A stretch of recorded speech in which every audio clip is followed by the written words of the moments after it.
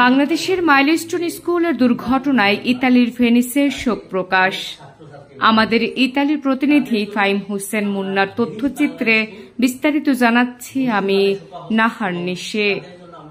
ইতালির ভেনিসে গত 25 জুলাই শুক্রবার সন্ধ্যা 6টায় শোক সভার আয়োজন করেন ভেনিস বাংলা স্কুল।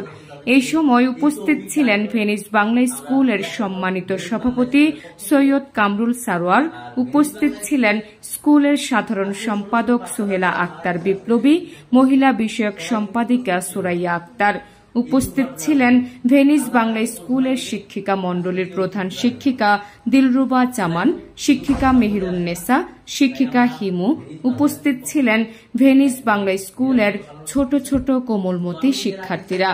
এই সময় বক্তব্য দেওয়ার সময় মাইলস্টোন স্কুলের কোমলমতি বাচ্চাদের নিয়ে কথা বলার সময় আবেগে আপ্লুত হয়ে পড়েন সভাপতি সৈয়দ কামরুল সারোয়ার।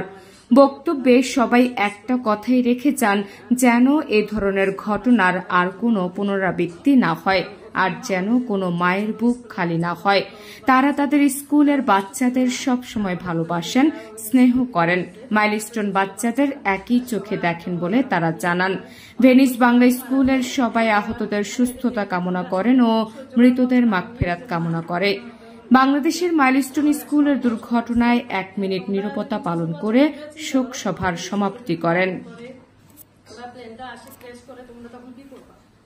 নিজের দিক দিয়ে চিন্তা করে দেখো, অনেক কষ্ট।